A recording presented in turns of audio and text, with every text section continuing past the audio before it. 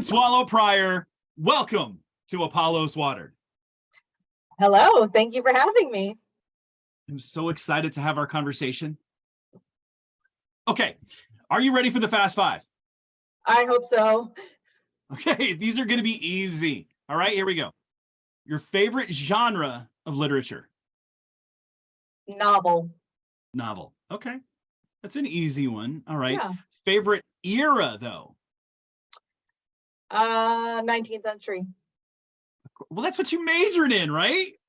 Well, really 18th century, but 19th century is more fun. Okay. All right, number 3. How about this one? What is the best date night restaurant? Oh, wow, we don't have a lot of nice restaurants where we live, so I'll have to think a little outside the box. I mean, I love Thai food, so any Thai restaurant. Do you ever get, I mean, I know this isn't romantic, but they have those Thai drinks with the little things in the bottom of them. What do they call those things? Those, you know what I'm talking about? The big No. straws. I just go for the food. Oh, the food is good, but I like those little, I don't know what they're called, but they're almost like an icy, and they have, I can't, my wife is listening to this. I know she's going to be listening to this, and she's going to be yelling. She's going to be saying it as she's listening what I'm missing, but it's a good little drink that they have there. Okay, number 4. If you could be a play, okay, what would be the name of the play and who would play you? Oh, wow, that's a good question. If I could be a play, what would be I would be Antigone, and I would be played by Kate Blanchett. Oh, she's a great actress. I know, I love her. I have a girl crush on her. Great actress. I mean, she could play anything, really play anything. I mean, if you can be Queen Elizabeth and play a villain in Marvel, hey, I mean, that's impressive. That's impressive. Okay, tell me, okay, you're going to have to excuse me. I'm not a literature professor. I know the name, but tell me Antigone again. Sophocles. Oh, okay. Greek tragedy. Yeah. Yeah. Oh, okay. Yeah. That she dies in the end. Now you ruined it.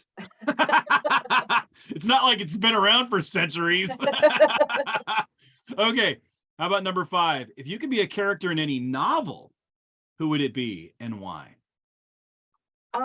It would be Jane Eyre, because I mean Jane Eyre is, I mean, really her story is a story of every modern soul, modern Christian soul on pilgrimage in a nominally Christian world. So I like that. All right, well, let's get to learning more about you. Tell us a little bit about yourself. And you're a professor of literature, but also written a book called Evangelical Imagination. So give us a very brief overview how you got to where you're at today. Well, I've been an English professor for over 30 years now. And I got to where I am because I grew up loving literature, loving to read, loving school also. I mean, I just, I've always loved school. I never wanted to leave, so I never did.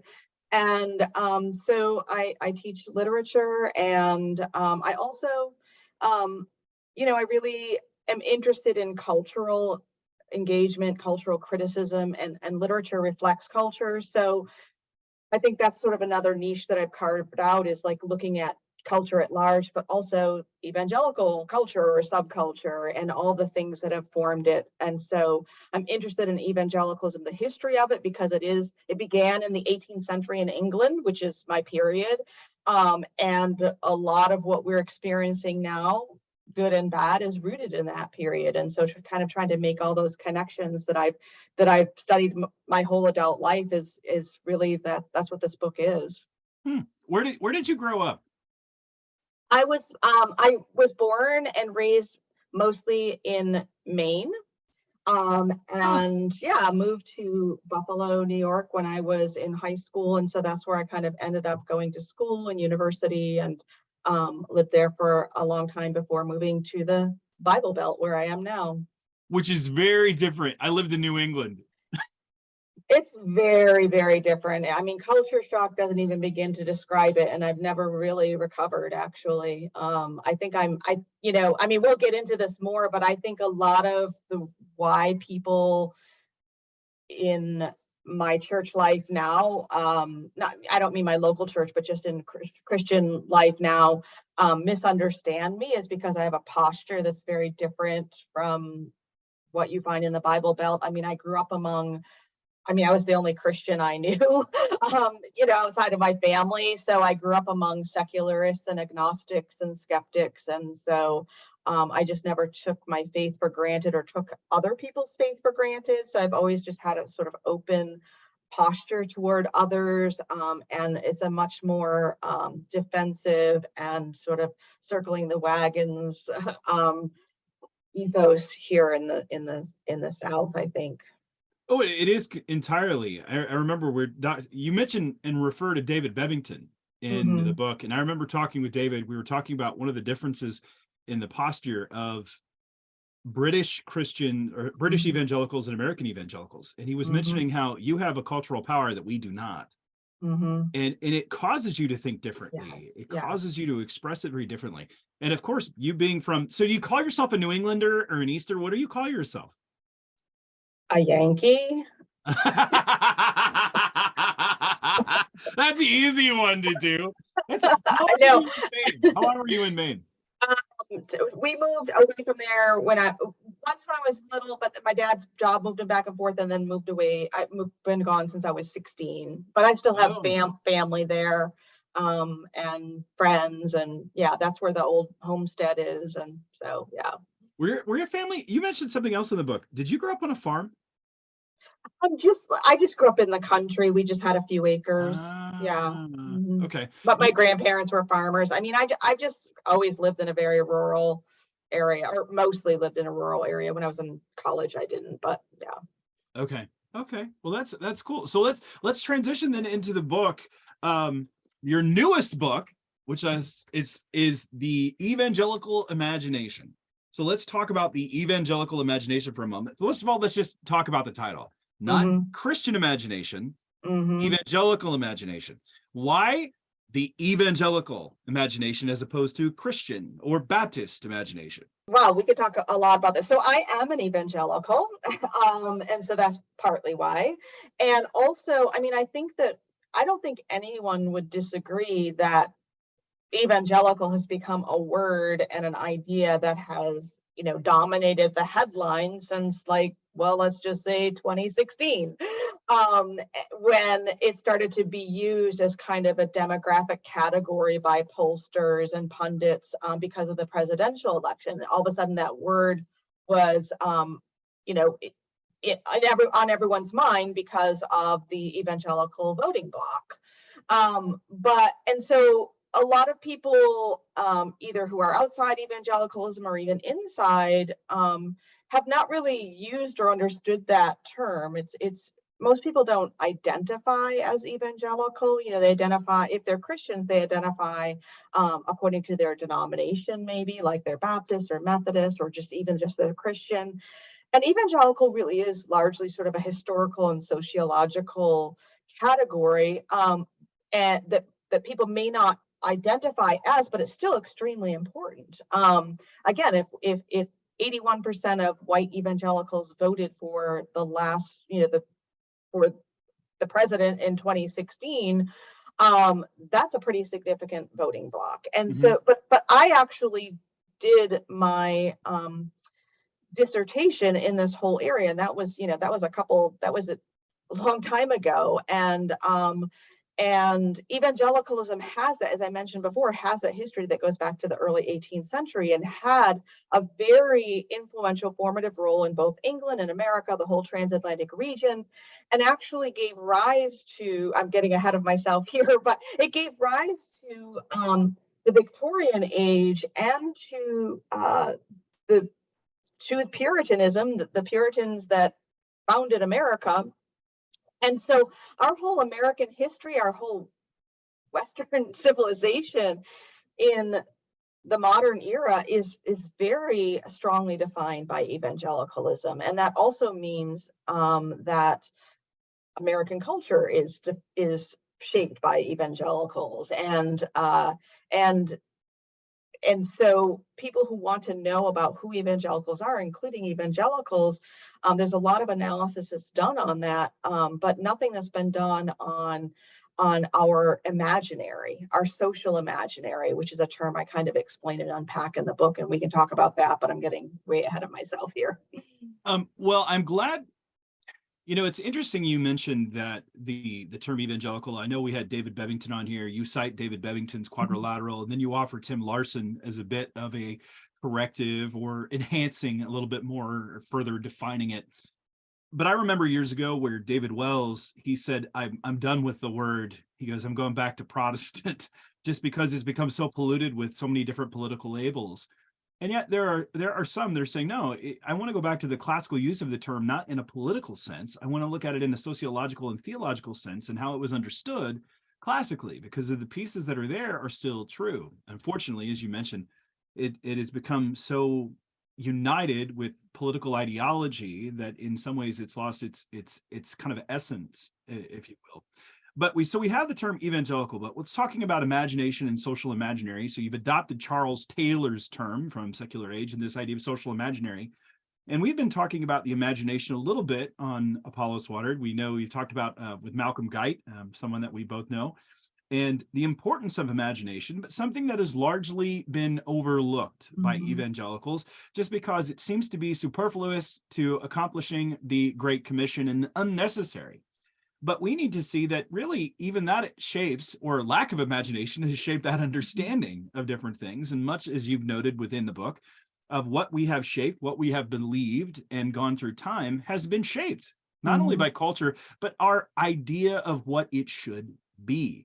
So let's get into the imagination here. How do you define or describe, I don't want to limit there so much because you are a literature professor and sometimes descriptions are better than definitions. So how would you describe the imagination for us? That's such a good question. And if this book if this were an academic book or a more narrowly focused book, it might be more accurately titled The Evangelical Social Imaginary, but like nobody knows or cares what a social imaginary is, even though I define it in the book, right? So when that's why the subtitle is important, how stories, images, and metaphors created a culture in crisis, because it is about the stories, images, and metaphors that shape and form us. And so in the early stages of writing this book, and that was the working title that the publishers eventually went with. And when I would mention my working title as the Evangelical Imagination, people would be like, oh, a book about C.S. Lewis and Tolkien. And I was like, no, I mentioned them. I know. It's like, and another thing that has happened through my entire life, and I'm going somewhere with this, believe me, in relationship to your question, is when people would find out that I'm a Christian and an English professor, they would say, oh, I love Tolkien too. And I'm like, I've never even read Tolkien. Like, I just read like 18th and 19th century literature. I mean, so I've read a little bit of Tolkien now, but it's just, so Christians generally, especially evangelicals, I'm speaking in broad terms here, generally neglect the imagination in the modern era. But when we think about imagination, we still have these like very rigid, small boxes. Lewis and Tolkien, that's imagination, right? No, there's much more than that. And so I go at great lengths to explain this in detail in the book, but the imagination is it's basically our ability to make pictures and to project, to envision a future, envision the past, envision things that are not in front of us. But our imaginations are shaped in community. We often think of it as kind of in an individual capacity. And it is that, but it's something, it is formed in community, it's formed by our culture, and not just what, but even how we imagine is shaped. And there's a pool of sort of collective, this is what I'm drawing on Charles Taylor here, what he calls the imaginary is this collective pool of precognitive metaphors, legends, myth, and stories about anything, but in terms of what really drives us, it's what we envision the good life to be. And Mm. I draw also in my thinking and my work and in this book on James K.A. Smith and his sort of Augustinian project of Imagining the retreat. kingdom. Yeah, Yep. imagining the kingdom, desiring the kingdom. His popular version of that work is of that series is "You Are What You Love," and sort of the thing that he says over and over that makes immediate sense is we are not heads on sticks, right? Human Mhm. beings are not heads on sticks. We actually are driven first by our loves and our desires, and that shapes what we think. And so our imagination is very much rooted in this precognitive level of before we're thinking. And again, to just kind of back up, I'm a big biblical worldview person. Like Mhm. growing up in a Christian home, being a Christian from a young age, it wasn't really until I discovered biblical worldview thinking when I was actually in my 20s that my faith came alive for me. And I love biblical worldview. But again, but I love biblical worldview because I love thinking about things. I love analyzing things. I love really being conscious and intentional about making decisions and going through my life. I'm overdo that a lot, but and so biblical worldview is actually my love, and that's not everyone's love. So when I discovered the work of Jamie Smith, I realized he's absolutely right. Like we are driven first by our desires and our loves, and if you don't love just overthinking everything, then you're going to be driven by something else, and we don't always recognize what that is. And the imagination is a big part of that. And so again, I try to describe that more in the book, but it's not just about hobbits and unicorns and rainbows. Imagination is just about what how our hearts and loves are shaped and how we imagine what's going to happen this day, the next day, the next week, the next year, and what we imagine the good life to be, and how that works out in our lives and how we should behave. It's the imagination is at the heart of all that. Well, this is what I find myself as you're talking about it in thinking in even in terms the way you're describing it. I have to always bring it back for my own imagination to do this. And I was thinking about my daughter. My daughter got engaged a few weeks ago, and now she's imagining that future. She's thinking it through, what she wants to do, where they want to go. I mean, even the wedding and the honeymoon and how they're going to live and what are they achieving in life. But that's part of the imagination. That's why when a relationship ends, it's not just the end, but the dreams that you created with that person. But it's these ideals on what we believe to be the good life. I've had other people tell me, actually, one young man, he saw that my daughter was getting married, and he'd been in my youth ministry years ago when I was a pastor, and he's a single adult now, and he's a little bit older, and but he was lamenting. He goes, my life is terrible because I remember when your daughter was born and she's getting married and I'm still not. But in his mind, that imagination of what the good life is wrong, and he doesn't see singleness as a gift the way that God designed it to be. But these are things that we carry and we don't even realize it. The hero motif, the Joseph Campbell idea, the hero of 1,000 faces, or even in our books and literature, we see it all the time. And in America, we don't realize it until we're confronted by another vision of that's a different ending. I don't remember who it was, but they had gone to a play, I think in Malaysia or in Vietnam, and the hero dies and there's no resurrection. Evil wins.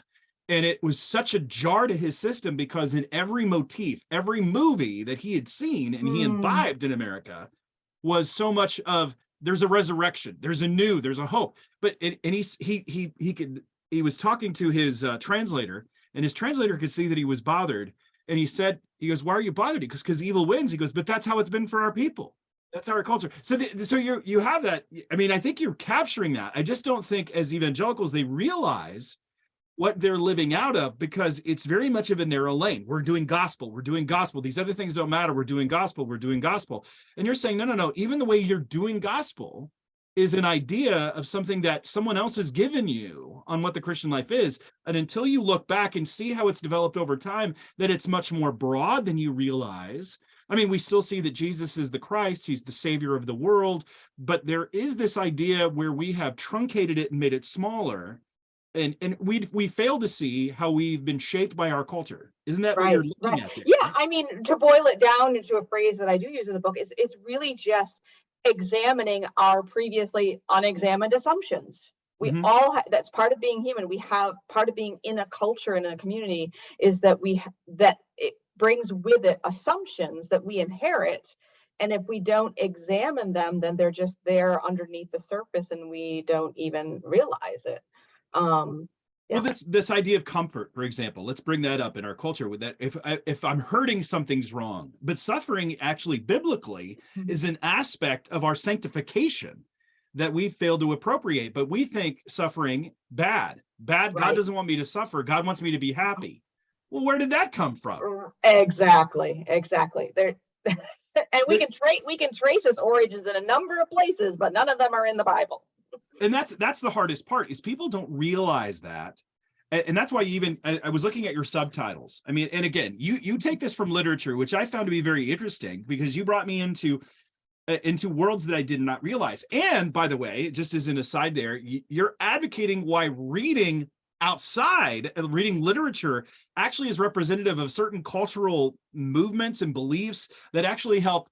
As Jackson Wu told me when he was mentioning it lengthens our mirrors on our trucks that we can Mhm, see more of the world around us in a different way. mhm, Isn't that yeah, idea is am I that's am a I great way off there, no, Karen? that's a great metaphor. I mean, I just yeah, I have a hard time wrapping up my mind around why people, especially Christians, wouldn't read widely and other things. But yeah, apparently we're in a culture where that's an assumption too. Well, that is true. I mean, and again, all stats are made up on the spot, right? How many people are actually reading anymore and not reading? And I know some people are just so busy, but that itself is based on an imaginary on if I need to be busy in order to make money to do this. I remember Peter Kreeft writing a book years ago called Socrates Meets Jesus. And in it, he imagined Socrates appearing in a library. It's Harvard, basically, in their basement, and he's trying to figure out this modern world. And he's doing what he does. He asks questions, and these questions expose some of the assumptions that we hold dear on what the good life is. So let's go to that for a moment, because you have written on that. I mean, even in your other book on reading well, and you mentioned finding the good life through great books. Let's try to even envision that. Let's imagine that for a moment. How should we envision the good life? And then from that, I think we can see how imagination shapes it. Mm. Yeah, I mean, I think, one of this is sort of cliche, but I just think it's cliche because it's so powerful, is like that famous quote from C.S. Lewis about the child making mud pies in the Mhm. slum, who's, doesn't want to, isn't enticed by an invitation to a holiday at the sea because he doesn't know what that is, so we're just so like that.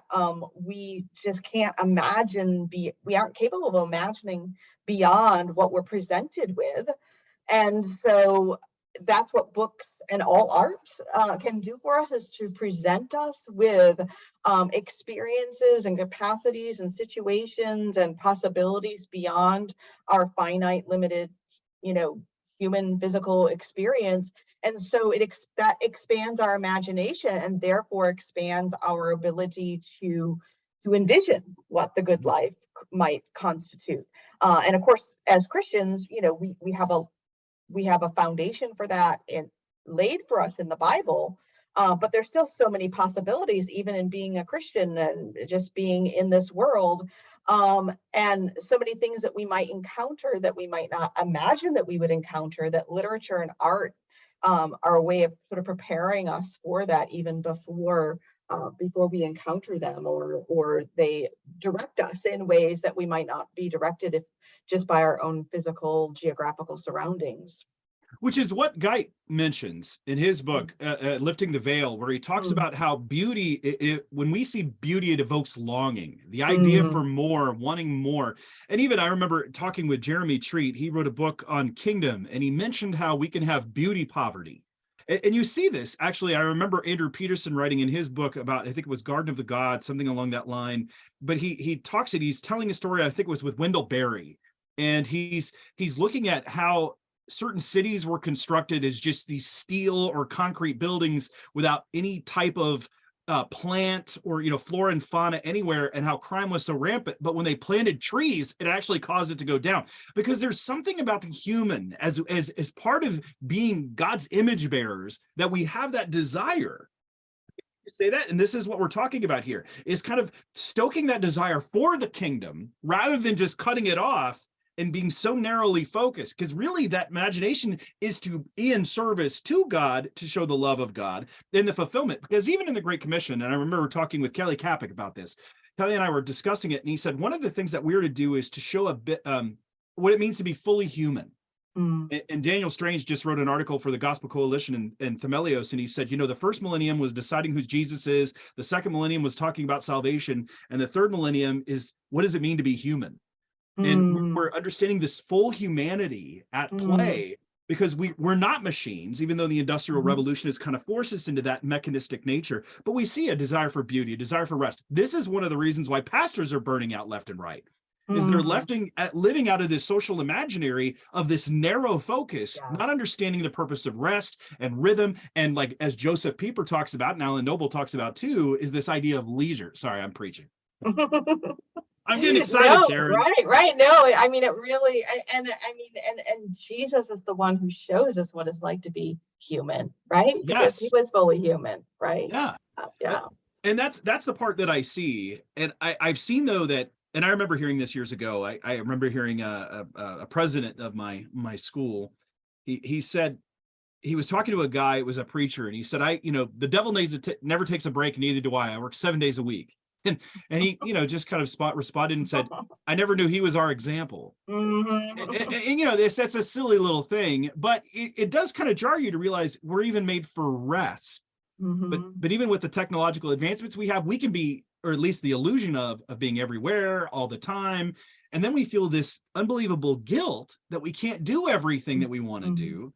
And we have our own cultural blind spots now. But when we step back, again, this C.S. Lewis chronological snobbery idea, it helps us to see things differently, which is what you're doing. And actually showing us, though, some of the imaginaries that we've inherited on what the Great Commission is and how it's worked out is shaped more by the Industrial Revolution, the Enlightenment, Victorian society, than it is by the first century in understanding how the gospel was worked out. When you say that would be it, I mean, and you absolutely. Yeah. You go through that piece by piece. Keep going. Go ahead. Yeah. I mean, that was sort of the genesis of this book in kind of a narrow way, is in teaching Victorian literature specifically to evangelical students at an evangelical institution, a conversation that would just keep coming up, again, looking at that period specifically, which is, it was shaped by the early evangelical movement, which kind of gave rise to it, both good and bad. I mean, evangelicals were the ones who popularized and implemented the ideas of social reform and activism, and valuing the nuclear family, and the work ethic, of which brought about the Industrial Revolution. I mean, these are all like good things, but they also have, going up, if they go unchecked, they have kind of a dark underside.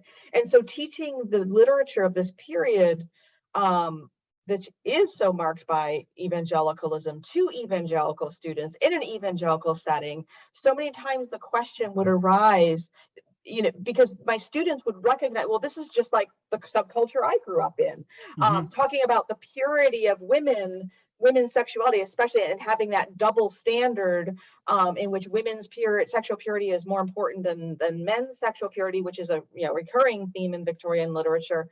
My students would say, this isn't just Victorian, this is how I grew up. And so we would look at it and say, well, is this, is the way we think about this and talk about it and apply it, is it really biblical, or is it just coming from the Victorian age? And more often than not, the answer was, this is Victorian, not biblical. And so that sort of was the seed of the book. I just kind of began there and expanded out by identifying kind of some of the central ideas and assumptions and beliefs of evangelicalism over the past 300 years, and how they play out now, and what's good and what's bad about them, like what we need to retain, and maybe where we've let it go into excess and left out some other important elements that would bring more wholeness and integrity to these ideas. This is a very important point that I think you're making, and I want to make sure that we address that. Let's just park here for a moment and talk about, we've talked about the negatives, and there isn't a lot of negatives. I mean, your book is addressing many of the negatives that are there, but I don't want anyone to think that we're out to take a bat to the kneecap of evangelicalism. That's not what we're trying to do. A little bit like Martin Luther, we're calling for reformation. We love the church. We don't come as individuals that are out of it throwing rocks. We come from those in it and seeing the other people that have been injured by the church. This is the whole metaphor of, if you see people that are downstream, that are broken, you want to help them, but after a while you want to go up and see what the problem is that's there.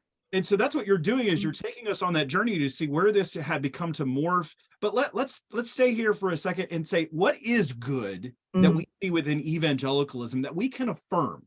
Yeah, well, I mean, most of the chapters are that I cover in the book, and again, this is just like everyone could.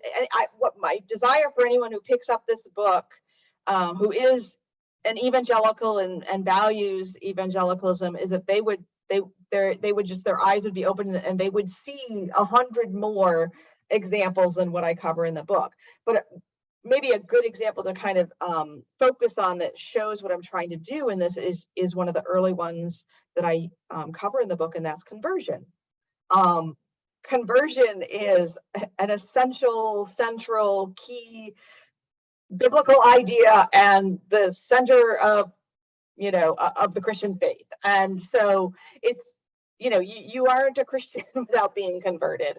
And evangelicals came along in the early 18th century and emphasized conversion because they existed in the context of a country that had a state church, and that meant that if you were, unless you were born to some family outside the state church, when you were born, you were a Christian, and you were a member not only of the state as a citizen, but you were also a member of the church. And so conversion kind of got overlooked. And so because you were just assumed to be a Christian. And so the evangelicals recovered that emphasis on conversion, which we still have as evangelicals today. That's one of the four ingredients of Bebbington's quadrilateral is conversionism. So I believe you must be converted to be saved. So definitely I'm not throwing that out.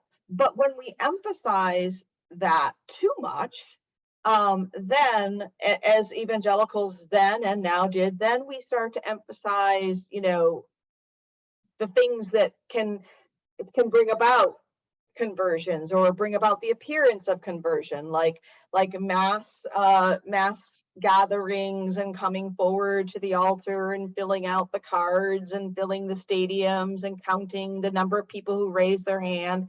And I'm not saying there's anything necessarily wrong with any of those things, but altogether, when we emphasize those things too much, then we are going to draw away from the ideas of discipleship and sanctification, and just simply the whole idea, it's a quantity versus quality question. And they need to be balanced. It's not either or, it's both and. And so we can, this was, the subject of my earlier book that you already mentioned on Reading Well was about the classical understanding of virtue. And virtue is a moderation between two extremes, one of excess and one of deficiency, and both are vices. So virtue is kind of like the moderation, the balance, the mean between two extremes. And so we could take any one of these good things that characterizes evangelicalism, like conversion, and understand that it's a good, but all goods can become vices when they become excesses of either deficiency, an excess or a deficiency. And so when we emphasize any good thing at the expense of other good things, then it becomes a weakness. And that's kind of what I'm just trying to draw out in this book with a number of things. And conversion is like one of the early examples. You do that well. I mean, going back to just for a moment, I know that you're highlighting the good that evangelicalism has come from it. This idea of conversion is one of them. The idea of social activism, you've talked about Wilberforce in there as well. So these are benefits, and even how it's permeated into society and did create an essence of virtue and a Protestant work ethic. So these are good. So you're talking about the excesses when it's got outside of the lane. And even and you mentioned this in the book, when you talk about conversion, and I think we've all done this, and I'm just going to cite an example. I remember being in a small group with a woman who was raised in the church in the type of environment where there were culottes and shoulder pads. So you know exactly what I'm talking about, that type of environment. But she had this idea one time. She heard someone give their testimony at church where they had a radical conversion. And she lamented that her testimony wasn't, for lack of a better term, sexy. It just wasn't sexy. And I said to her, I went, this is part of the problem that we have as evangelicals, is we highlight this extreme. And again, I don't want to say that it's not genuine. I'm not trying to denigrate that person who has that amazing testimony. I am trying to say her testimony in some ways is even more powerful. And I tried to tell her this. I said, because it's showing how even though you're a parent in a different environment, you were spared some of that evil. Right. And you would still have passed from death to life. Yours was a dimmer switch, and guys, that other guy person, the light was off and on. You was a dimmer over time, but it's a testimony to the parents that tried to teach you the truths of who Jesus is. She started seeing it in a greater light then. But I think we have become so fixated with putting up the great stories because we have to somehow justify the validity and the authenticity and the credibility of the gospel by having these extreme stories without seeing that part of it is this catechesis of raising in your homes and with family and children and our roles in society. And this idea of, I like how it was put, and I can't remember the title of the book now, but it was basically the ferment of the early church, how it permeated into the other environments, not in ways that we think going door to door. Again, not trying to knock that, it has its place. But I'm saying is that I think the greater credibility is showing one's life, as you said, and you mentioned this in the book, and I'm going to read this.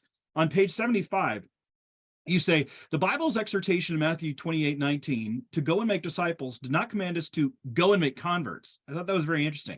You said, although conversion is implied, and you've already reiterated that now, because that needs a person to be saved, but you draw it out. Again, you're addressing the excesses, so I want to make sure everyone understands that. This isn't, you have to understand it in context. Since disciples must first be converted, it tells us to make disciples, followers of Jesus, who are baptized, instructed, and taught how to live lives in obedience to God's command. Because that itself is an evangelistic sign that the reality of the gospel. Is that what you're trying to help us to see, that it is the way, not just exclusively in salvific, but he is a means to an end. I mean, he is an end as well, but it's how we live our life. Right. It shows the authenticity and the validity of the gospel. Is that it? Right. It's not just the moment. It's, that moment is everything. It's just like, I mean, this is one of the things I love about the phrase born again, which again, I talk about, but there is a birth, right? But it's not just about the birth. It's the, what leads up to it. I mean, life begins before birth, right? But also like what comes after it. So that moment is important, but it's not everything. And so the same is true for the Christian life. Like we need to be born again. We need to have that conversion experience. But the hard part is the life that follows, the discipleship, the sanctification, and we need to focus on that too. One of the things that we've talked to several neuroscientists and neurotheologians on the show, and looking at just how the brain conceptualizes. And in the church, historically, we've done this idea of you behave, you believe, then you belong. But the reality in the brain, it's actually the other way around. You belong where you see people actually love you and care for you. That leads to belief, and then that changes your behavior. And again, for some, it's that darkness to light. Like I know some people, that was their conversion. But others, though, it's that gradual dimmer over time. And people would ask me when I would get ready to baptize them, they said, well, I can't recall the moment I really knew. And it's like, well, do you remember when the light was on? Did you remember that moment? Just like you're watching the sunrise. It's like it's dark, and then you look around and go, wait a minute, when the light's here. Right. That's that same idea. Is that what you're trying to help us to see? Yeah, absolutely. And I mean, I even share in the book how, because I was blessed to to be born into a Christian home and raised by Christian parents. I accepted the Lord. I had my conversion experience when I was very young. I don't remember it, but I do remember my baptism. And so, as someone else I quote in the book says, no parent wants their child to have a dramatic conversion experience, right? You don't want him to sin, is what you're saying. You don't want him to go through that hell. We don't want that dramatic before and after. I mean, some people have that, and that's a glorious testimony to the power of the Lord too. But also is the young child convert, or the person who didn't have a dramatic before to contrast with the after. I mean, it's all good. It's all. I mean, that's just our human desire. I teach literature. I love great stories. I love drama, but we don't have to have that. That's not how we value or should value our conversion stories. Well, for those who are shouting at your car stereo, your phone, thinking that we're spouting heresy right now, allow me to read from the greatest American theologian that you've included in your book, Jonathan Edwards, who said, "Conversion is a great and glorious work of God's power, at once changing the heart and infusing life into the dead soul. Though the grace that implanted more gradually displays itself in some than others, but as to fixing on the precise time when they put forth the very first act of grace, there is a great deal of difference in different persons. In some, it seems to be very discernible when the very time was the light switch, but others are more at a loss. In this respect, there are very many who do not know, even when they have it, that it is the grace of conversion, and sometimes do not think it to be so still a long time after. The manner of God's work on the soul, sometimes especially, is very mysterious." They're serious. So just to say that there is, we're not in uncharted waters here. This is, I mean, we have some things that have been shown all over and over again. But let's continue on here. I'm going through the chapters because you have so many different things that you say within your book. It is just action packed. You also talk about one of the things that caught me that I wasn't prepared for is this idea of improvement. Now, I remember reading, I was talking with Glenn Scribner. He was on the show with Speak Life in the UK, Evangelist and Aussie in the UK. And he wrote a book called The Air We Breathe. And in it, he's looking at how the Bible is at the foundation of Western civilization, very much taking a chapter out of Vishal Mangalwadi's book, which is the book that made your world, this idea of it. But he talks about some of the benefits of our society, or these values our society has, come from the scripture itself. And he mentions this idea of progress. Now you alluded to that, and that's your idea of improvement, but you shaped it in a way that I wasn't anticipating, and how the Victorian era, and if I get that wrong, please correct me, helped shape this idea of self-improvement that we have, and we become obsessed with improving ourselves as a culture. How did that come to be, and how has it become part and parcel of our understanding of the Christian faith? Yeah, so that was a fun chapter to write, because it's, because these ideas are rooted right in the 18th century, where I live and move and have much of my being in my academic life. So progress is a bigger notion, and I do talk about that a little bit. And progress is very much an Enlightenment idea, right? I mean, there's one of my favorite popular writers is Neil Postman, may he rest in peace. And he, one of his books is Building a Bridge to the 18th Century. And so he has a whole chapter on how the 18th century invented the idea of progress, which is overstating it, but still pretty accurate. And although you can trace it back to, obviously, to the Hebrew scriptures too, but it really took off in the Enlightenment. And so I treat improvement as kind of a narrow subset of this larger idea of progress. And improvement, there's a whole academic book that I read and I cite from, like even just the word improvement, developed in England in the early modern age, and it was related to like your land holdings and kind of like improving the value of your land. It was a very specific, the very specific origin of the word. But of course, obviously, it grew into like into improving many things. And the Victorian age was an age of improvement. It was an age, as I mentioned before, of social reform, which was really good. I mean, one of the things the Victorians did is to allow a few more white men to vote. I mean, that's like really great. It was a great start. And eventually, you know, we let more people vote. That's a great social progress. But another, you know, that kind of got narrowed and funneled into the very idea of self-improvement, that, you know, we see this in, you know, in like Benjamin Franklin's sort of formula for cultivating his virtues and improving in America. But there also was a book published in, I think, 1866, in the middle of the Victorian age, by Samuel Smiles, called Self-Help.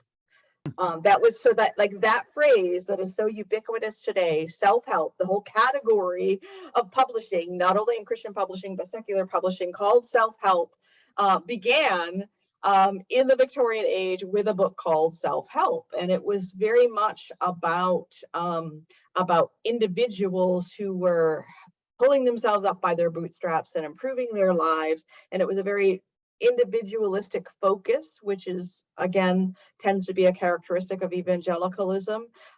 That's the air I breathe. That's the air most of us breathe, not just as evangelicals, but as Americans. This idea of pulling yourself up by your bootstraps and improving and making progress.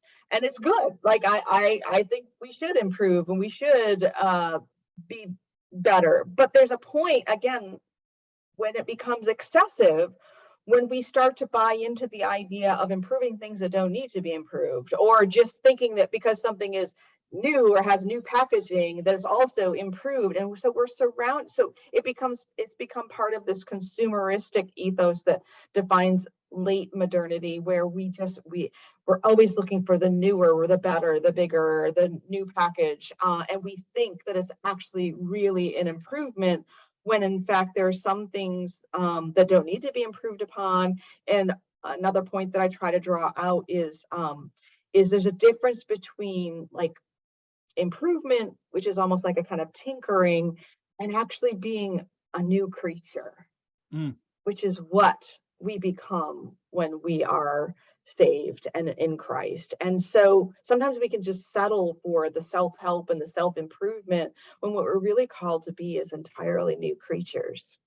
It's interesting, though. You brought this out with you talked about clothing, and you talked about how we give our old clothing, and now even of course we give it to like Goodwill or what have you, and then they end up shipping it off or someplace to other countries. And now other countries are so inundated, they're saying, please stop sending it. It's become such an issue.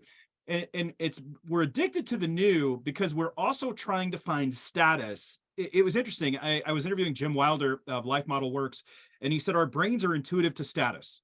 He said it's fascinating. He said as I sit down with you, he goes, it takes my brain a 40th of a second to determine whether you're male or female, but a 400th of a second to determine if your status is higher or lower than mine. So it's this idea that we're so sensitive of who we belong to. And part of the reason, I think, in the pandemic, when people had masks, we actually read faces. And this is the thing he talks about from the time we're very young, of who our people are. And people couldn't read who they belonged with, this idea. And part of the addiction we have today is everyone is clamoring for this idea of status, of belonging, of acceptance. And we're addicted to the new. And that itself is a value that we think we can buy that. And it satisfies it for a while. But as you said, we have to see and find our identity in Christ, understanding that we're new creatures, that no matter how much we are preoccupied with self, and we have more resources than we've ever had on this self-improvement. I mean, now people are taking it to changing plastic surgery or changing my gender, and this obsession, saying, no. When Christ comes and remakes you, you're a new creature. But I think, and I think you and I would both probably agree on this, the issue is not so much with Jesus making us a new creature, it's finding agreement with the people that claim to have Jesus. And those are the ones that we don't feel like we belong with, because of how they treat other people, oftentimes, how parochial they can be, limited. And it seems as if it's an expression of Jesus and holiness, but what it becomes is its own form of self-feeding narcissism. in the process. And I think that's what you're trying to bring out. So if I'm wrong there, feel free to correct. No, I mean, there's an element where all of this celebrity status and trampling on other people to get whatever it is we need, that's all rooted in the idea of improvement, right? And elevation of self. That's not new creatureliness, and embracing ourselves as that new creature, which never wears off, right? If we're a new creature, that's a kind of newness that never tarnishes, like the things that we gravitate to substitute for that real newness. Well, there's that juxtaposition that we're seeing of the kingdom of this world and the kingdom of God, where the first shall be last and the last shall be first. But we see within the church, that's not how it's often worked out. It's that who has the most charismatic personality, who has control, who has the institutional power that's there. It's a clamor to hold on to it as a means of justification of, they say, gospel integrity, but it's really just a means of their version of control that we often see going on today, of maintaining what is the status quo. Because if we really went upside down kingdom there, it's going to change everything in which we go about it. And that's what I've seen in the values. We had Michael Kruger on, and we did a whole episode on spiritual abuse and the means that people use. And I use Saul as my test case, the King Saul, because he's the most spiritually abusive person you'll ever see. He uses the things of God against David to try to kill him. I mean, this is a messed up situation, nothing that's new here, but he constantly uses it to get what he wants, to justify himself, and it becomes a smokescreen for his own spiritual desires, and his own fallen desires that we see going on in our culture today. And so you're bringing that out in this. I mean, even in the part where you mentioned the bootstraps, you actually chronicle, and I can't remember who it was and I can't find it, where it's a shame to say it to a person who doesn't even have boots. Oh yeah, Martin Luther King Jr. said that. Right, Yeah. right. Like, it's, that's one of the, sort of American ideals that we often don't examine.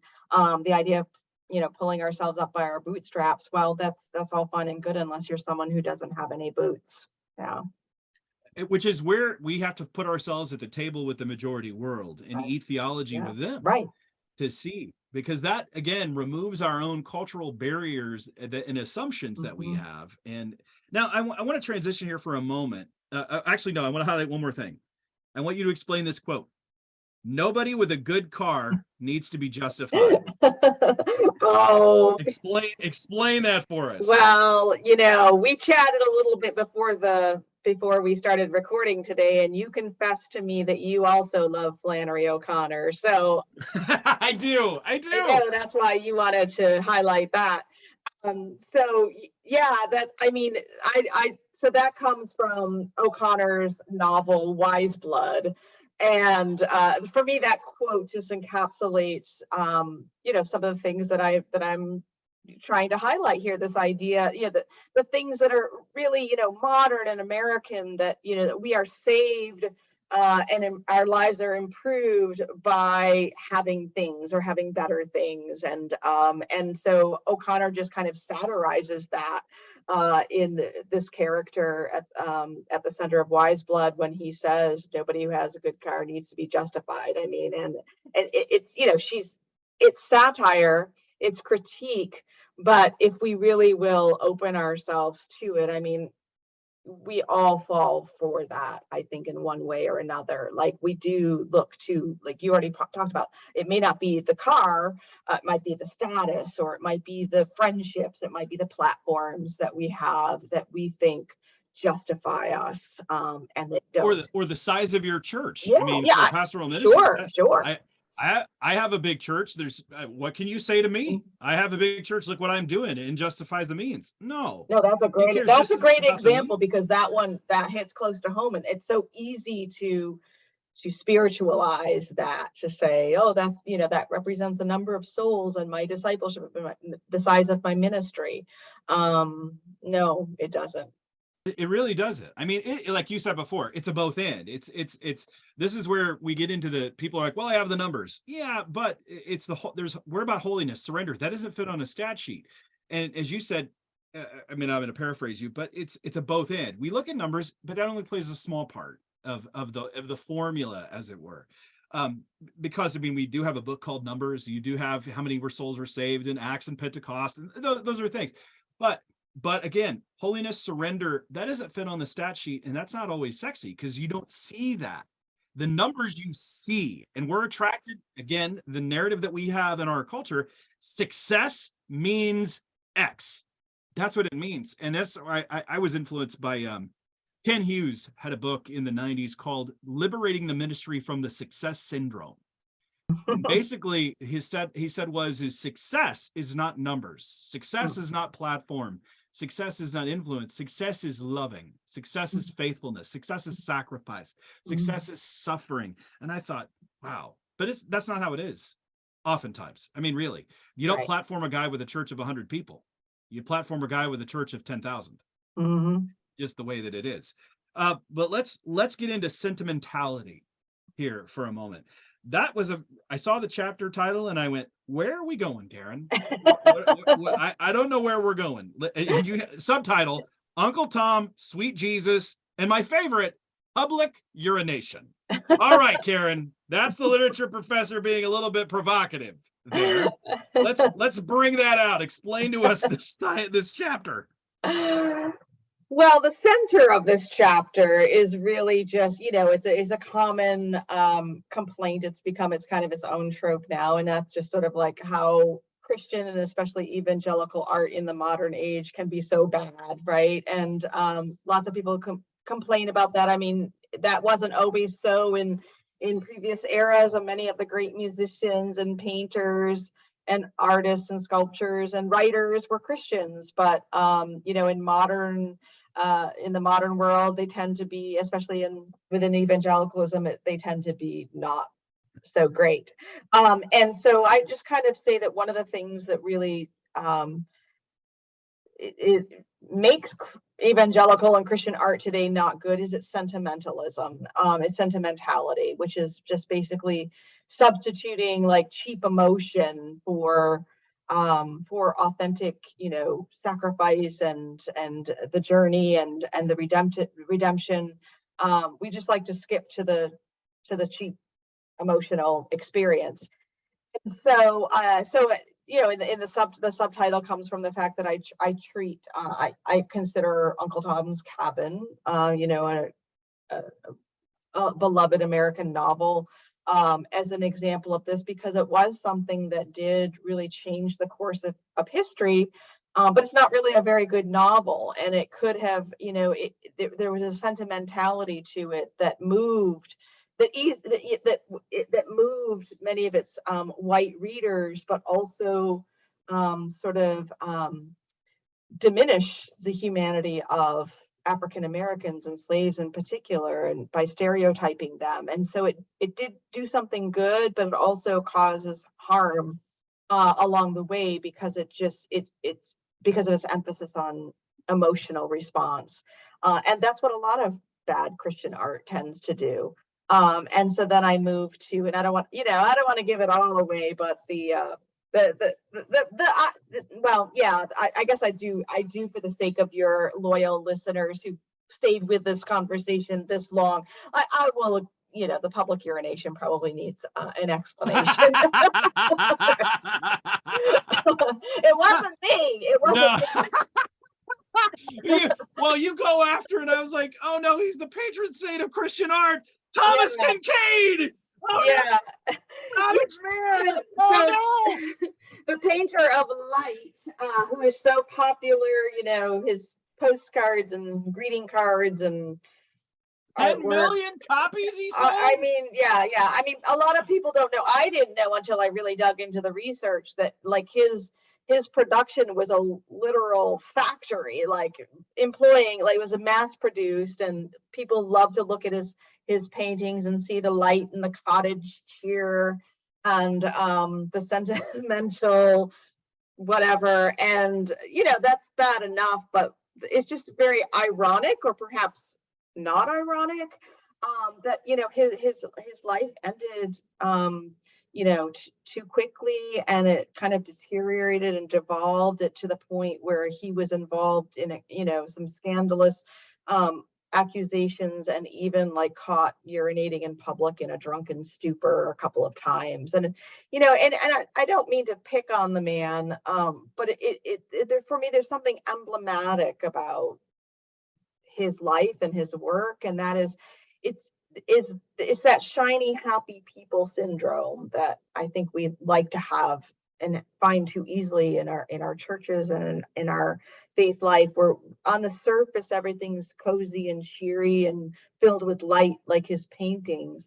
But you can't really, that doesn't sustain itself. If you try to sustain that level of shiny, cheery, happiness, that's not rooted in the real and doesn't make room for lament and for suffering and for the hard things, then it will come out sort of on the dirty underside, in the form of some like public urination, in a drunken stupor. I mean, again, I want to look at that metaphorically.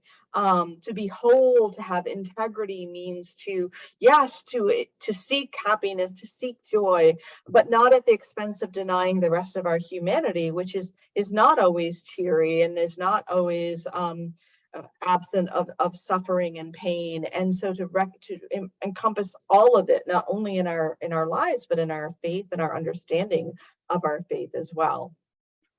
When you started bringing that out, then you brought out Warner Sallman's the Christ. Now, full disclosure, I had a woman in my church in Chicago whose husband was his dentist. There's a connection, but I would always laugh at the painting because I'm like, there's golden tan Jesus, spray tan Jesus that's there. And what we're talking about, for those, if you just go online and Google Warner Sallman, it's undoubtedly a picture that you've seen. This is the Jesus, his high school graduation portrait, as you mentioned in there, but it conveys imagery and ideas. It actually conceptualizes what we believe to be the ideal of Jesus at that time of what we wanted him to be. And this is where we get these very incorrect notions, sometimes, as you said, precognitively, or just, we don't realize it, we imbibe it. And I remember at my church in New England, we had that painting right in the middle of one of our meeting rooms. It just hung there. And it bothered me because I realized that it was conveying something about who Jesus was that wasn't accurate. So we had a prayer meeting of many of our folks were retired. So we'd have prayer meeting at 1:30 on a Wednesday. And I made it my effort. I would go hide that painting every time I had the meeting. And this one man would scour the church until he found it. And he would say, "Who keeps doing that? It's driving me crazy." And I did it to kind of mess with him, but I was trying to prove a point too. Mm-hmm. It's just that we take these ideas in and conceptualize this is who Jesus really is. And we would say, right, of course, no, it's no. But when we really think about what the Bible describes, and you mentioned this in Isaiah, is that there was no majesty. He didn't look great. He wasn't the Saul that was a head and shoulders taller than everybody. Sometimes I think of him as this, kind of a frumpy, middle-aged, balding Middle Eastern man. Kind of like, I mean, I hate to say the term, but like a George Costanza. I mean, that's, people are like, well, that's blasphemy. But I mean, kind of, you're getting the idea, is that he looked like a common man. Right. That nothing was attracted to them. But why did you feel the need to bring that out as this piece of art that many have held dear? And I know when I was at Vacation Bible School as a kid, I got the little bookmark with Jesus knocking at the door. So serenely. I was like, I can smell the Kool-Aid now in the air. And when I was a kid at VBS and wanting to go play Red Rover right after we were done. But why did you bring that out? Yeah, I mean, there were so many things that I could have written about, and for me, I wanted. I mean, I said to some people recently when I was talking to a group of fellows who are being discipled. I said, when I write a book, I'm writing a book because I want to learn what I'm writing about. I want to learn about the thing I'm writing about and researching. And so a lot of what's in this book is me kind of uncovering the things that I know have shaped me in my experience. And I try to universalize it, and I do a lot of research and show it's not just me. But I mean, that was a painting. His artwork was very formative. It was very ever present in my church life, my VBS life, it was around, and it was something that I never really did examine. How an image like that, and of course I love art and all, and I love art. I have no opposition to portraying Jesus or making movies about him. I mean, I'd like them to be good. That's another story. But I do think we are allowed and encouraged to use our imaginations to better understand Jesus and the lives that are portrayed in the Bible and those things. But at the same time, we have to understand and be very explicit about their limitations. And so it's not just that the picture is inaccurate, but it contradicts scripture. And yet, even if we understand it as being an imaginative work, that wouldn't be so bad. But I think for many of us, we just kind of assumed, oh, this must be what Jesus looked like, and it's not at all what he looked like. And so what does it do when we say that, when we are willing to present Jesus inaccurately as, a white glow, magazine cover boy, like that there's so many wrong values in choosing to misrepresent him that way.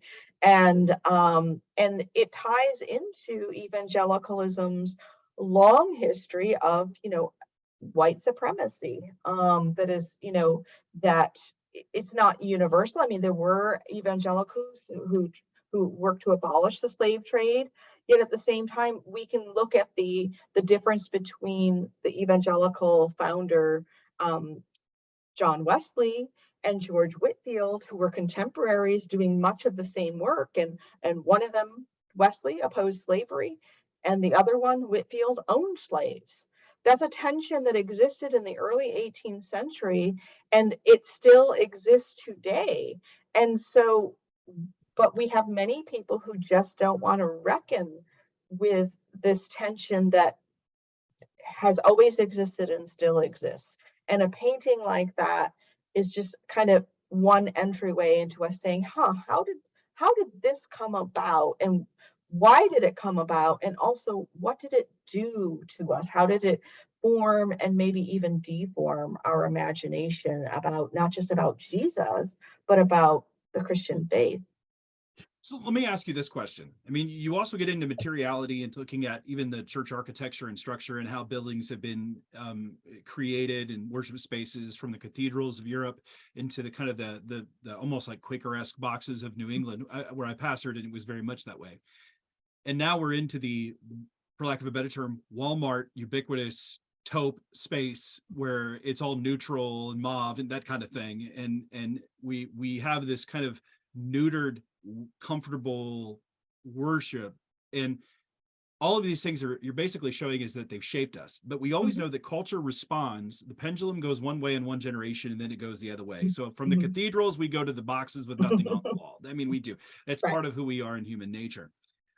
But how do we then keep this idea of not overreacting, but keeping it in its proper perspective?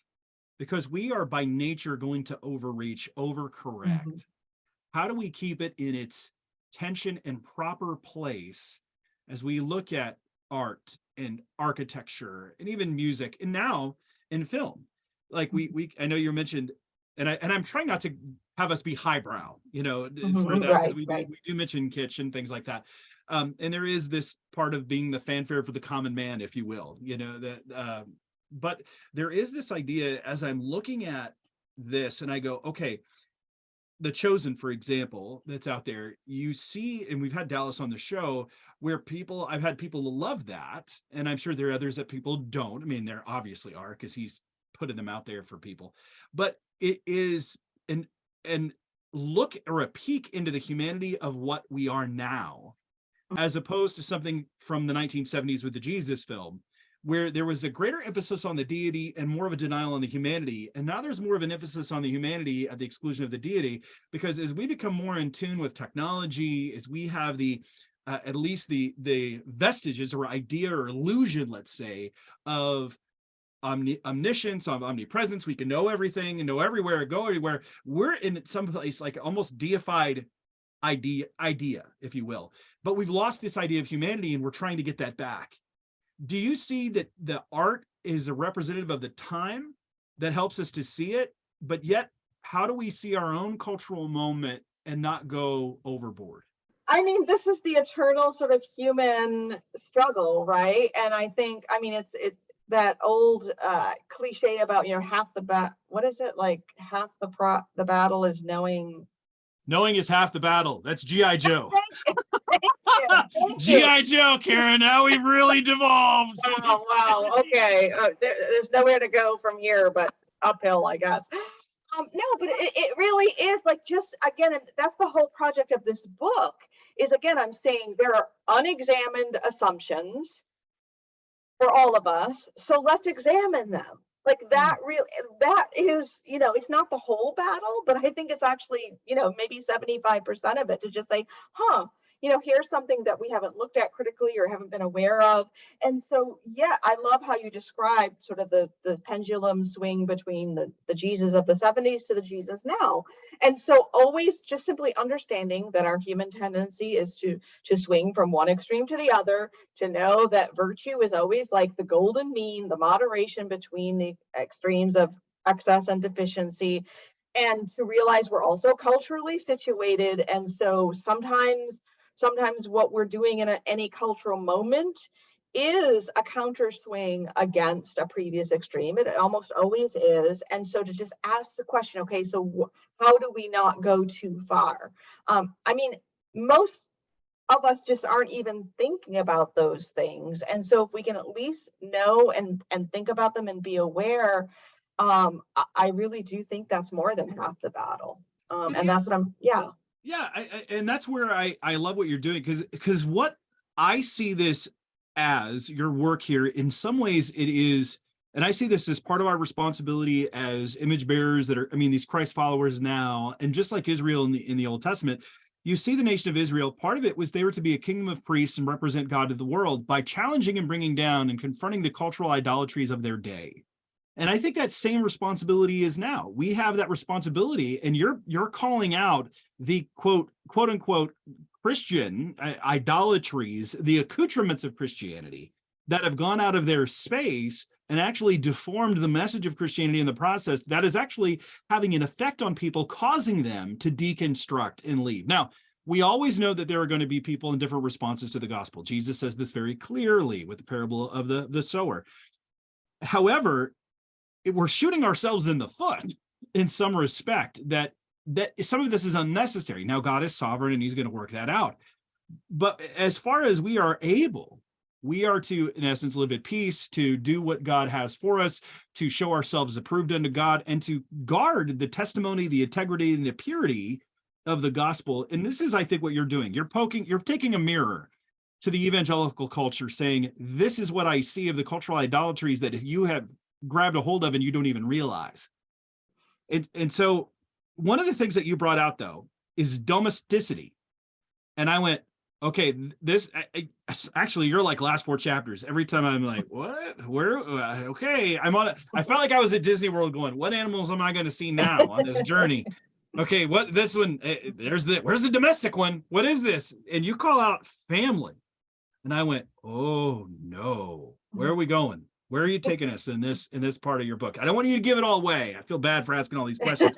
I just want to know. You need to buy the book, everybody. You're not giving everything here. Well, I mean, yeah. So, I mean, what I target in that chapter is the domestic ideal that emerged in the Victorian age. Surprise, surprise. Which didn't just. I mean, the nuclear family is divine, it's natural, it's biological. There's really no changing it. We have many deviations from it because we live in a fallen world, but it is of God's design. But that doesn't mean that we should idolize it, right? We should protect it, we should nurture it, but we also must take the whole counsel of Scripture and recognize that there are people who are called to ministry, like Paul, who pursued his ministry in singlehood. There are people who are like the eunuch, who was not going to have a family. There are widows. There are all kinds of people who are part of the family of God, who have a role and a purpose. And so to idolize the family and to idolize women in particular, which I point to a very influential poem called The Angel of the House, that presented the woman of the house as an angel, which is an image that does much harm to women and to men and to the entire family and to culture. And to just again say this is an excess, like it is a vice to take something good and make it and treat it in an excessive way. And so the Victorian age did this with family, to the point that at the same time that the Victorian age really valued family and built homes, and the architecture was built around the value of the family, and the family hearth became almost a replacement for church, because the father would lead the worship there, which again is a good thing, but it can't replace church. And so the dark underside of that is that the prostitution rate in Victorian England was like off the charts. So again, it goes back to like that sentimental art that we talked about of Kincaid, where it's all shiny on the so shiny on the surface that the underside reflects it in proportionate order. So too did we see in the Victorian age that at the same time that women were being idolized and family was being idolized, that prostitution was rampant. If you distort at one end, it's going to come out at the other end like a balloon. So are you trying to say there, I mean, and make sure I'm getting this right, you're showing that they idealized and idolized what a family life should look like right. An image of family. Mm-hmm. And sometimes people do that within itself. I remember being in pastoral meetings where everyone would say, well, we can't be there for church, we need to spend time with family. Again, this is a reaction to the 80s where it was like, I'm going to work all the time and neglect church. And then we saw, okay, now the family's got to have it. Well, then that went so far as then the church would have no beneficiary whatsoever. Because again, the pendulum swings back and forth. But it's the imagery of what a family should be. And again, that sensitivity to status that got out of control, that really formulated this idea. And I remember talking to some women of the generation ahead of me, where their idea was June Cleaver. I've got this idea of the dress on and full makeup and I'm cleaning the floor and, hi, honey. And even you look at some of the ads from that period of time. I mean, they're degrading as you look at them, but you're trying to even take them back further and say, wait a minute, there was a period of time in history, and you can look back into the Greco-Roman world, you can see it in the Jewish world, where the women were working right alongside the men, because part of it is they're making, I mean, the idea of, I mean, even cooking was an all-day event. right. But you get like Ruth and Naomi, or you have, Ruth is out in the field and she's gleaning the straw. So, and even Proverbs. The Proverbs 31 woman. She's got a whole side hustle. I mean, she's got a job.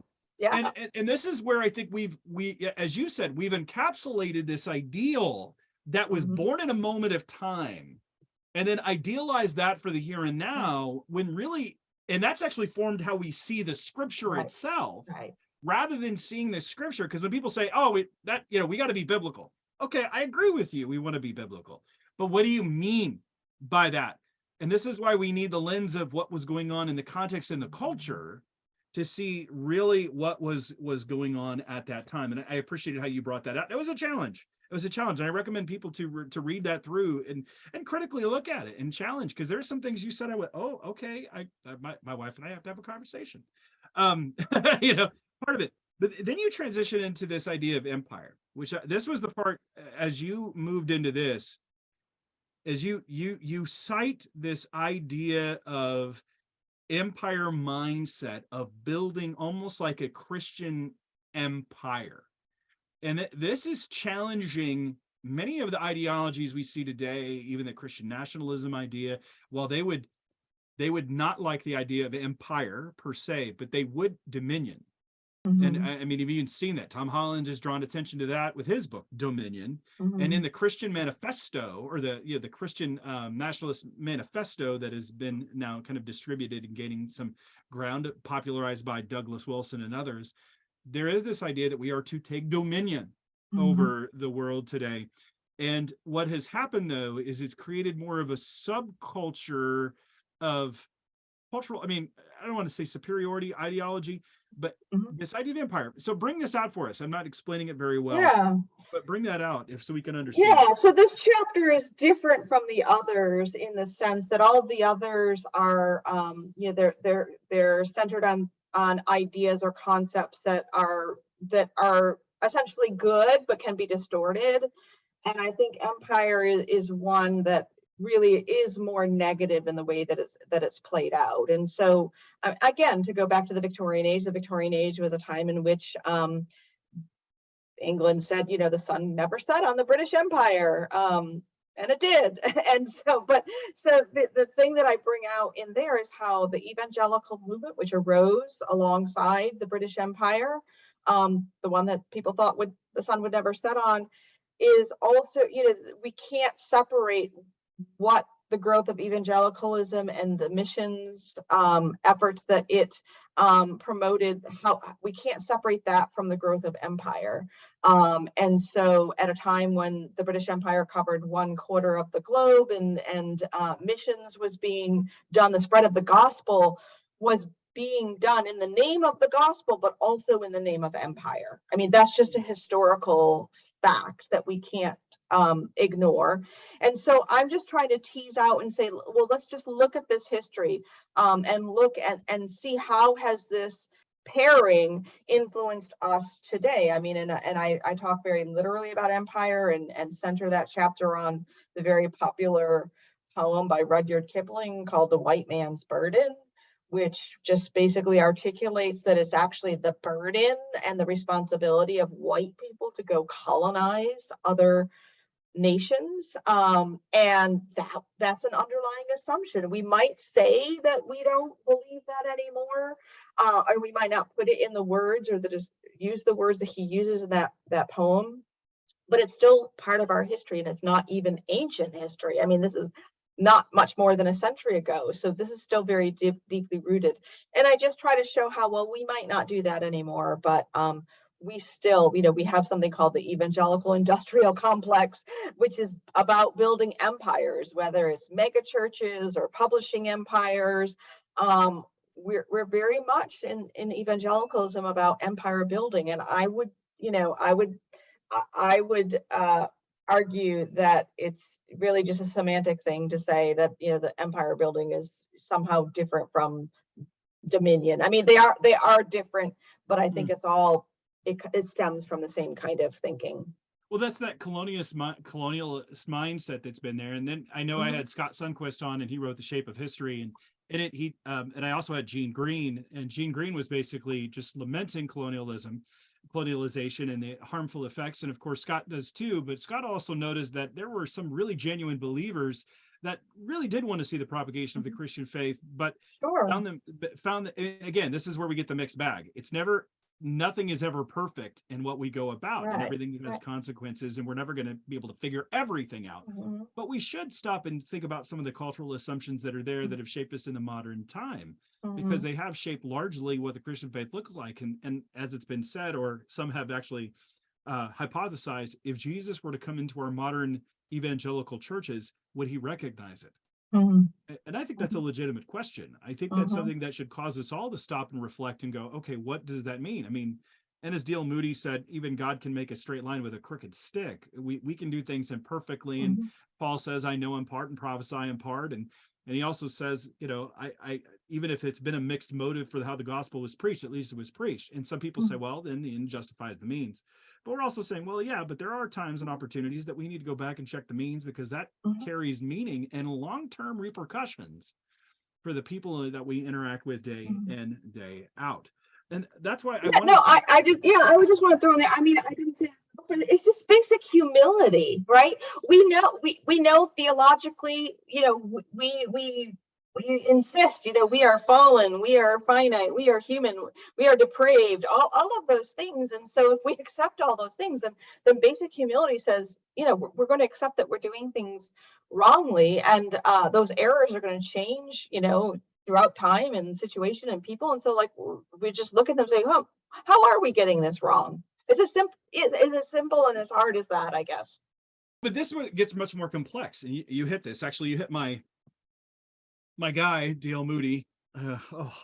was a hard one. You're not the first person to say that, but you basically said Moody in some ways is the father of bringing in modern business methods into evangelicalism. And then you trace him down a little bit, hit Billy Graham even. And I know people are saying, well, how dare you criticize Billy Graham? I mean, we're looking at the methodologies that have been employed in the dissemination of the gospel, and we're asking, were there unrecognized consequences for the methodologies that have been employed? That's what we're talking about. That's all. Yeah, I mean, I grew up, just thinking Billy Graham was the gospel, like everything was gospel, and he was, practically perfect in every way. And so for me, I'm just saying, I didn't realize that Billy Graham, said this in this context or had this particular influence on this rhetoric in world politics. So it's just me discovering, like, there's a context for this. What is the context, and what maybe is not rooted in the gospel, and what is what can we learn from that? I mean, that's just that's what my attempt is here, is to just take the things that I sort of naively accepted as perfect and completely representative of Christianity and evangelicalism, and say, oh wait, there was this, and I'm sure people will do that for me someday, or for this time. So yeah. And we have that luxury of not. I mean, of course, we're looking back on history to people that can't defend themselves and talk about it, and it's also part of the time that we're in. There are certain things that we all look back and we go, well, you don't understand the time. At the time it seemed right, and it was the dissemination of the gospel. Many people heard it, and what we're trying to say, for those that are just kind of jumping in and a little bit confused in what we're talking about, is employing business tactics and business mindsets that have been used to communicate the gospel that actually ends up treating people as a product rather than a person. Would you say that, or would you add to that? Would you disagree with that? No, absolutely. Or even something more innocuous and nuanced is just saying that, for example, dressing a certain way is Christian, when no, dressing a certain way is actually just like a business attire. And don't confuse the two. Like if you're setting up an environment where you want a certain dress code or certain behaviors or whatever, say that this is why you have these rules or these behaviors, that this is the reason for them, and don't conflate them with the gospel or with the Christian faith, because that's what causes people to deconstruct, is when they discover that this rule, this principle, which might be very good for some other reason, is just, but it's not rooted to the gospel itself, or even a biblical rule. Like wearing a tie is not biblical, but it might be, part of a culture. So, I mean, I come from an environment where some of those rules were put in place, and I saw people confusing them, like to say that they are more Christian, like you should wear your hair a certain way or not wear facial hair, or now you have to wear facial hair. It has nothing to do with Christianity. It just has to do with culture.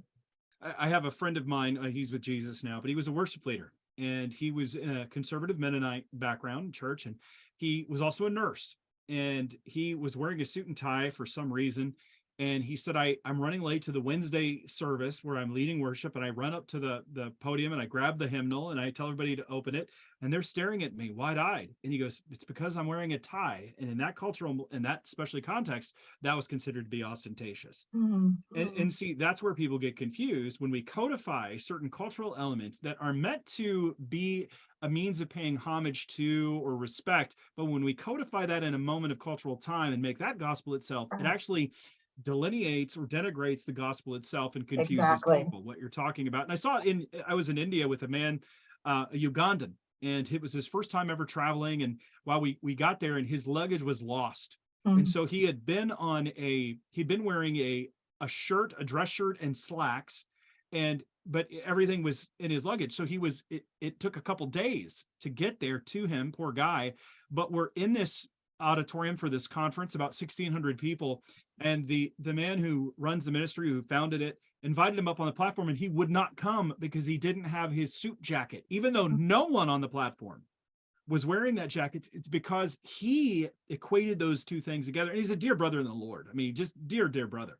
But these are the things that we're talking about, is that when we uncritically adopt methods, and we can even get one to a little bit more of a contemporary, not in the legalism sphere, but Bill Hybels in the 80s, when it was now, he was responding to the uber formality of the church, where people put on the accoutrements of suits and ties, and they didn't feel like they could be themselves or let their hair down, because he's ministering in an environment where they were wearing $10,000 suits all the time. And suddenly he says, come as you are. This is the reaction, because people say, well, I want to dress up. I get it. I understand. You want to show respect to God.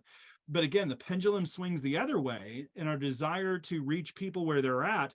And then people codify that. And then we have to go back. I remember in a service where I had a young man, I wanted him to read scripture, and he showed up in his gym attire wearing a Batman t-shirt. And I went, okay, now we've gone a little far. Like, you knew better. You don't just, I believe it coming as you are, but there is a moment of respect, even in that culture.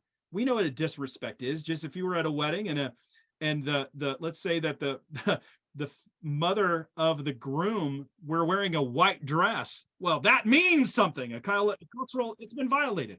So these are the rules of culture that we've seen, and that's what we're talking about. Right. How do we get the distinguishing culture from the Christian faith? Right. And the hard part is I remember talking to Craig Ott at Trinity. I remember being in a class with him, and I said, I want naked Christianity. That's what I want. Give me naked Christianity. And he said, there is no such thing. Right. And that it always comes in a cultural garb. It's just, can we dress him in that cultural garb and let him be in that cultural garb? And I think that's the difficulty. But you also bring out something you're also very, very familiar with when you start addressing the institution you've been a part of, the Falwell Empire and the evangelical elect, of which that's obviously been in the news. What did you want to hope to accomplish by bringing that out? And I know some people are already tensing up as they're hearing us talk about this, but it needs to be talked about. It really does. Yeah. I mean, so my connection and my relationship to all that is complicated, in the sense that I taught at Liberty University for 22 years. I flourished there. I loved it there. Good, bad, all. And then, in my last couple of years there, the Falwells were in the news. There were scandalous headlines and so forth. But even beyond that, I mean, this is, also been in the news, but not so much, is that there have been students and people there over the years who have experienced harm that the school has not really taken responsibility for, or taken as much responsibility for as they could and should. And I mean, this is going to be true of any institution, right? I mean, I'm a person who believes in institutions, because I believe that, together we can do more, essentially, and that we need one another, and that I think lone wolves can do more harm than institutions can ultimately. But at the same time, we have to be just as honest about the harm that institutions can do as well. And so I think, kind of the conclusion I draw in that part is that institutions can do a lot of good, and I just don't know how much good it takes to sort of outweigh the harm. That's a kind of algebra I don't know, that only God can figure out. But I do lament when institutions are held as more important than souls, even just individual souls. And, there are individual souls in my own life, and my own individual soul that has been harmed by huge institutions. And in some ways, maybe that's inevitable. We are in a fallen world, but I think that institutions can and should do better. And this is, I think that what we're seeing, the questioning and the skepticism and the distrust of the institutional church and parachurch ministries is earned. It's only the people who are in those institutions who have the power to do so, who can at least attempt to make those things right. And they have to have the will to do it. And I think we're in a moment where we're asking, um, I'm asking these institutions that I have been part of and am part of to do right. And whether they will or not is up to them, but I'm still asking the question. I'm still asking. Well, this is a conversation that Michael Kruger and I had. We were talking about how people will protect the institution at the cost of truth. And there is a part where that they want to preserve the institution because they believe in preserving the institution. They're protecting the gospel message. When the reality is they're actually uh, they're scarring it in a way. They are marring it Mhm, by not practicing some type of transparency and willing to admit it. And we got into the conversation about what happened at CT and how mhm, CT came out and admitted it. They even published the third party results without even knowing it. That meant a lot because it said we're willing to put ourselves on the table to hold mhm, ourselves accountable, but many institutions will not. They're afraid of the mhm, donors. They're afraid mhm, of what the donors are going to say. I mean, I myself, I have donors, and I'd be lying if I didn't think about them when I do mhm, teach because I'm attached. My well-being is mhm, attached. So if we can't admit the complexity, as you already did and alluded to, I think that we're doing ourselves a disservice and we're not being honest.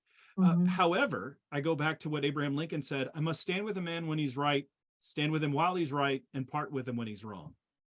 And I think that we have our ultimate allegiances to the truth itself, knowing that God will justify himself, but there is a price to pay, and that means suffering.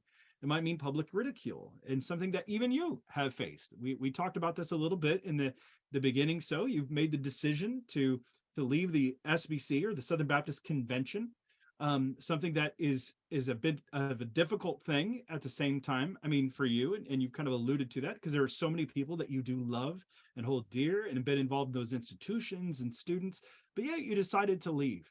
What was the impetus behind that?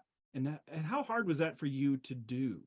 That, I mean, that's something I haven't shared the details of that, and I'm not really ready to now, but I can say that I've certainly watched up close a lot of people being harmed, which again, we're all going to harm one another, and it is in some ways almost inevitable. But the real test isn't um whether or not we harm one another.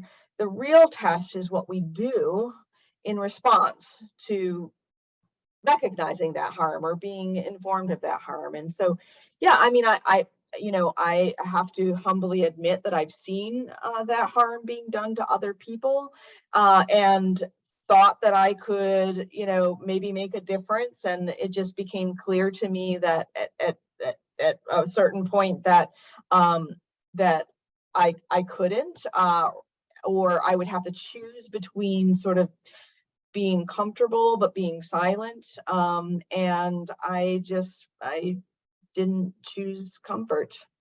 Hmm. I So mean, not to get into the details surrounding it, but there has been a price you've had to pay. I mean, what is the pushback that you have seen or has? I mean, it's been in the public eye mhm, at least, yeah, and that's why I bring it up. You had mentioned it mhm, publicly. Not you mhm, don't have to get into right, the yeah, details behind it, but at the same time, there has been a response. What's the mhm. response that you have Mm. seen as you've decided to do that? Yeah, I mean, I think the response overall has been pretty positive. I mean, there are, as you've already mentioned, there are people that I love and relationships that I have that, have been wounded, and that's a form of harm. I think most of the public and private response has been supportive, but ultimately, in the end, I'm 58 years old.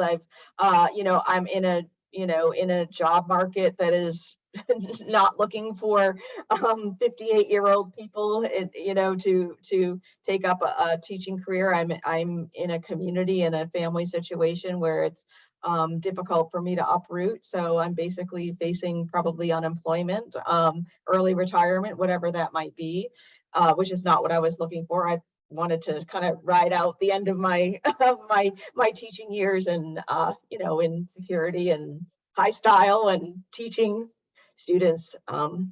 It's okay. And I'm sorry, I didn't mean to poke and prod on there.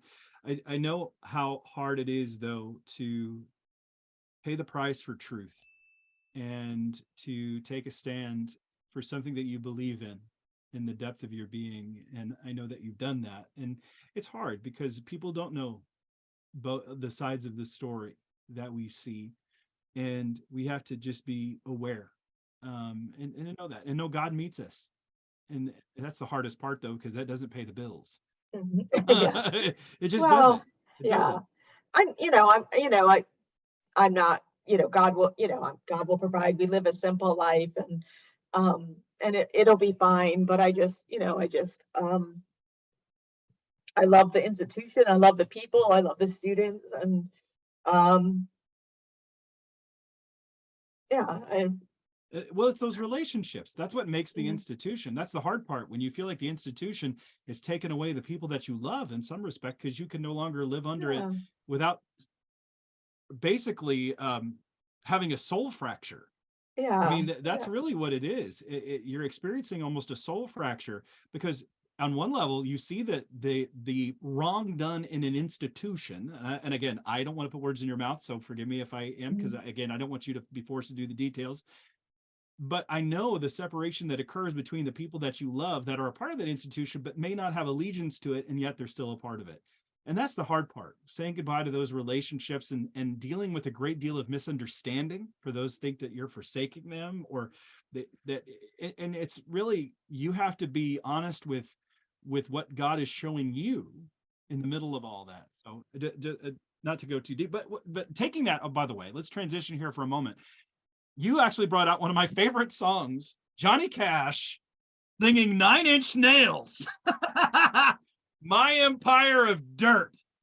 Because at the end of the day, that's what it is. I mean, here's this guy that is at the top of his game. I mean, and I remember it wasn't too long after that, or was it filmed in the Johnny Cash like museum?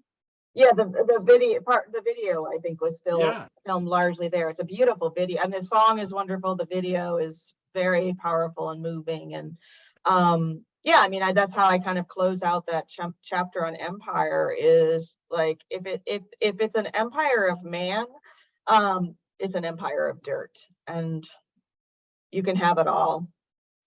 Well, this is why, and we've hit this hard on the show, is kingdom above all, before brand or before church. I remember reading Jeff Christopherson, who wrote a book called The Kingdom Matrix. And in the book, he basically said, where are the churches of Sardis and Thyatira and Pergamum? They're no longer around, because their purpose was to serve as a means for the expansion of the kingdom of God, and they serve their purpose. They're not an end result. They're not a Dead Sea. And I think that's what we have to Yeah, keep in mind. It's a yeah, kingdom mentality, not our yeah. own brand, that we're Right. trying to hold on to, not our own Yeah. institutions. Our institutions will fail.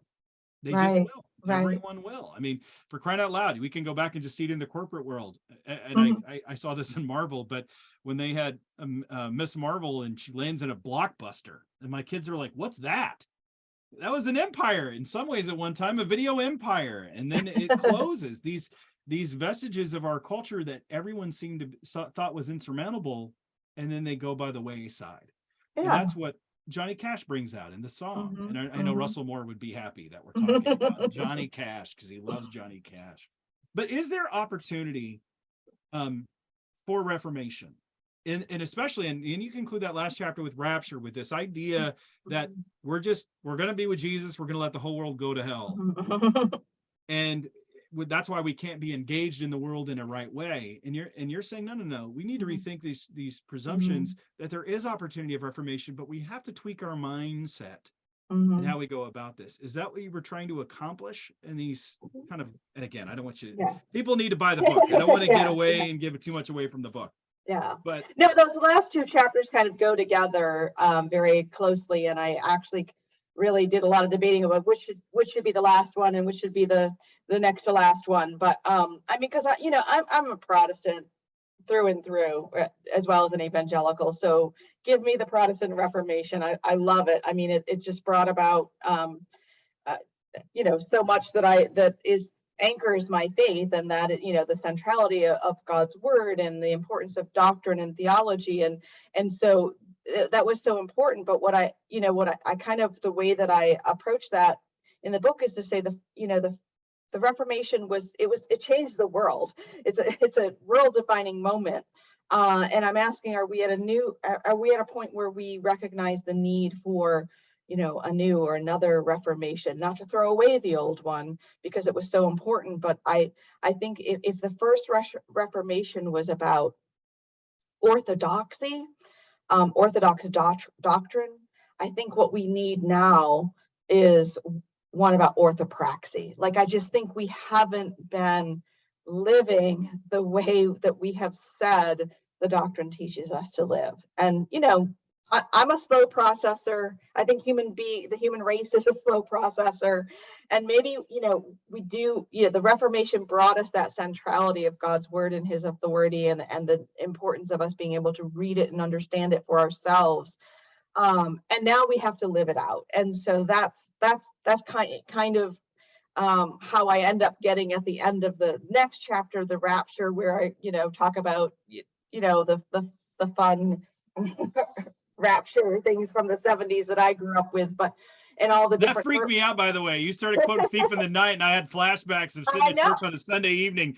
They're all in white. I'm like, they're going to a guillotine. I was so scared. Oh, I was terrified. I rewatched it in my research for this book, and it was like, wow, it was like I just saw it yesterday. It was still like so there in my imagination.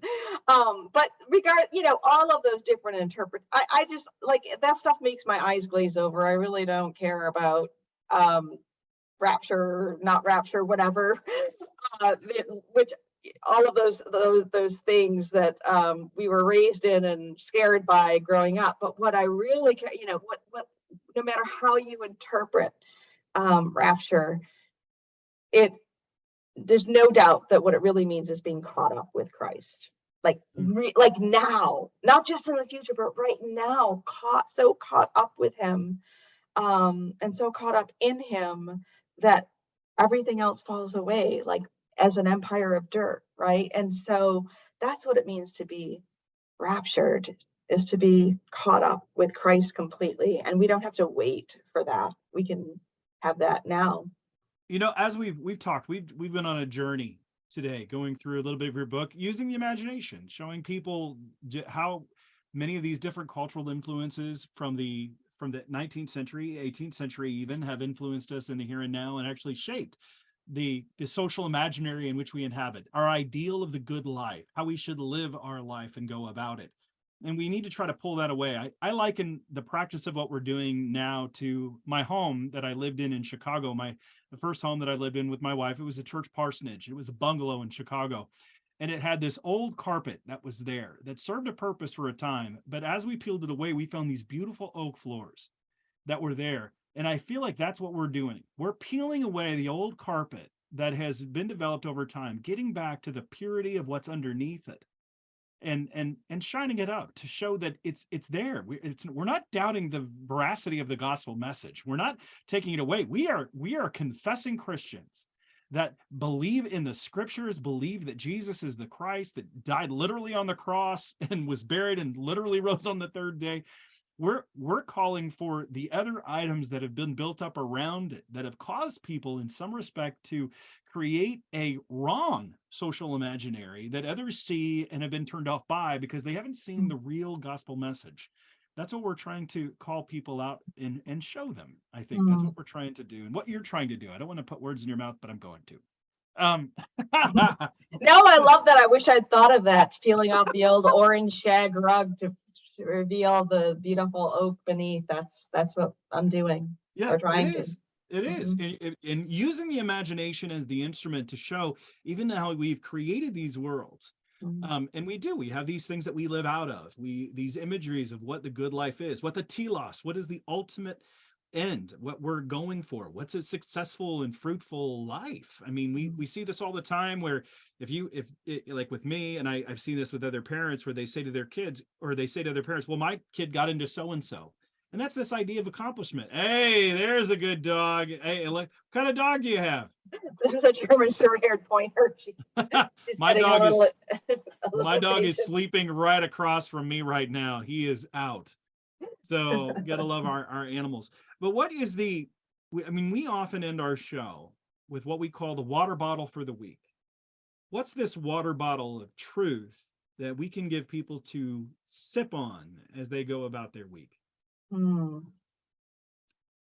Yeah, well, I mean, I guess I'll just repeat kind of what I said last, which is that that it really is about being caught up with Jesus. So just whatever disappointment or suffering that we have in human beings and human institutions, because they are going to fail us, or whatever we do to disappoint and hurt other people, if we will just cling to Jesus and look to him and look to his example, not only in his divinity, but even in his humanity, because that's what we can relate to more. That is the way. That is the only way. Well, this has been a delight. I want to thank you for coming on the show and talking about your book, The Evangelical Imagination, as well. I would recommend to other people on reading well. It's a good opportunity. We as evangelicals, we as Christians should read more, should expand our ideas to see the world through different eyes and different lenses. It grows us in so many different ways, and it is not a waste of time, but it's actually an active engagement of the imagination for the glory of God. But Karen, thank you for coming on Apollos Watered. Thank you for having me. It was a joy.